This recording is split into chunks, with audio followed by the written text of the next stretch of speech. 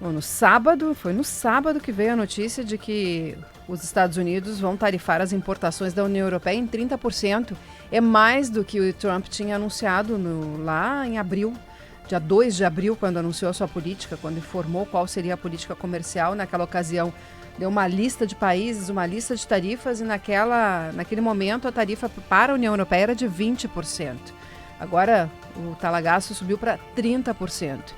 Olha, mais do que a briga entre Estados Unidos e China, a briga dos Estados Unidos com a União Europeia tem um impacto comercial gigante, né? E até por isso, provavelmente, que Trump anunciou num sábado, para que o efeito imediato nas bolsas de valores não fosse tão intenso. E hoje tá em queda, mas tem uma expressão que eu estou achando ótima do mercado financeiro, que é taco trade. Eu gosto dessa expressão. Taco trade, que é Trump always chicken out, que é o Trump sempre amarela, porque já se trabalha com o recuo certo de Donald Trump.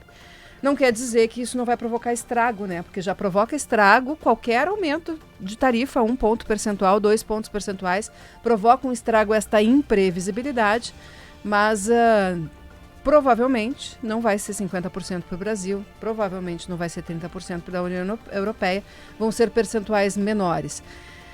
Enfim, né, o ideal era que se definisse logo para que os países, as empresas pudessem remanejar seus negócios, seu comércio internacional, e os Estados Unidos que arcasse com suas consequências ou que atingisse seus objetivos de reindustrialização. Agora, essa semana, nós teremos aí avanços certamente nas negociações. A União Europeia teve uma reação dizendo que iria retaliar, mas uma reação muito disposta a negociar, né? Tanto que suspendendo retaliações, manifestando que queria ir para a mesa de negociação. Agora, ninguém sabe exatamente qual vai ser o final desta história. Eu até estava lendo um jornal da Alemanha no sábado mesmo, e eles levantavam várias perguntas, né? Quanto que a União Europeia vai ter que engolir de Donald Trump? Até o 1º de agosto, o que vai ter de recuo em relação a essa tarifa? E as respostas do próprio jornal eram: ninguém sabe. Dado o grau de incerteza que nós temos. Dentro desse cenário, hoje tem várias reuniões da indústria, Stout e Rosane. Tem reuniões regionais. Aqui a Federação das Indústrias do Rio Grande do Sul vai participar de reunião com as federações do Paraná e de Santa Catarina. As outras federações vão se reunir também. E toda essa discussão vai ser apresentada no final da tarde, numa grande reunião entre os presidentes das federações industriais do país com a Confederação Nacional da Indústria, para colocar os impactos. E, como diz o presidente da Fiergs, Cláudio Bir, disse aqui na entrevista na semana passada, o objetivo é que, com cabeça fria, se trabalhe junto com o governo Lula nesta negociação com os Estados Unidos. O presidente Cláudio Bir, na semana passada, usou a expressão que era perde-perde, né? Todo mundo vai perder nessa situação. Perde mesmo, né? Porque o consumidor americano vai pagar mais também. Isso vai ter inflação nos Estados Unidos. É essa parte que eu tenho dificuldade de entender onde o Trump espera chegar. Mas aqui na parte que nos toca do Brasil, achei interessante que o presidente Lula tenha nomeado o Geraldo Alckmin para ser esse interlocutor com os empresários, para cuidar desse comitê que vai discutir a negociação.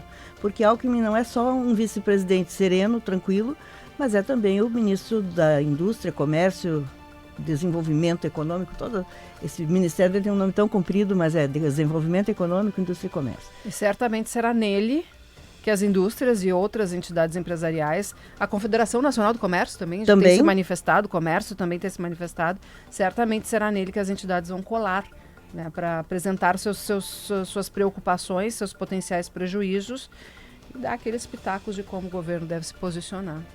Sobre Donald Trump e as tarifas, o destaque agora na capa do site do jornal da New York Times é o seguinte, e entra naquilo que a Jane estava comentando, blefes e bravatas à parte, as tarifas de Trump vieram para ficar. Esse é um ponto.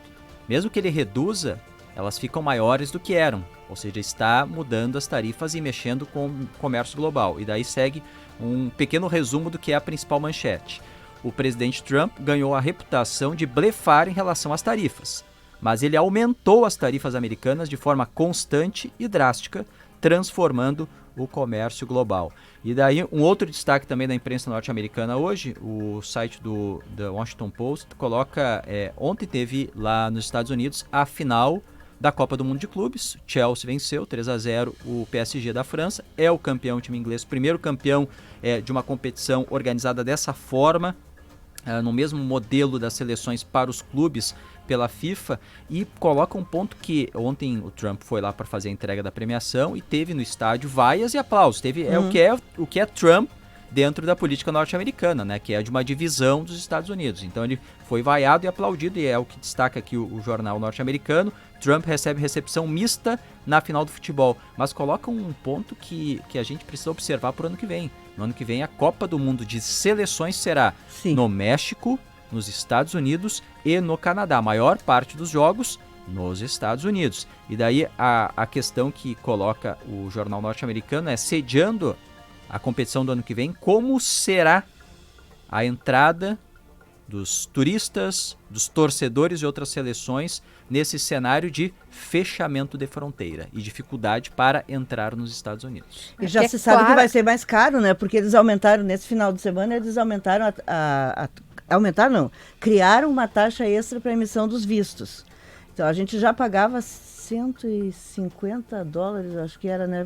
$185, eu acho que foi, que eu até renovei meu visto há pouco, foi isso. E agora tem mais uma taxa de $200. $250. $250 extra. Então o torcedor que pretende ir à Copa do Mundo e que não tem visto, aliás, já é bom começar a pensar agora, né? Tem planos. Quem tem planos de ir à Copa tem que começar a pensar nesse visto agora. E esse visto... Vai ter o atrativo dos jogos, né? Mas agora, olha, não é percepção, conversando com as pessoas. E eu aposto que a estatística deve confirmar. Muita gente está desistindo de ir para os Estados Unidos e optando por outro destino de férias, porque para não se incomodar, né? No mínimo para não se incomodar na imigração. Não, porque há um risco, né, de tu conseguir o visto aqui e ser barrado na imigração. Agora, na Copa de Clubes, eles foram mais brandos. Não sei como será na Copa do Mundo, mas se eu fosse torcedora, tivesse a idade...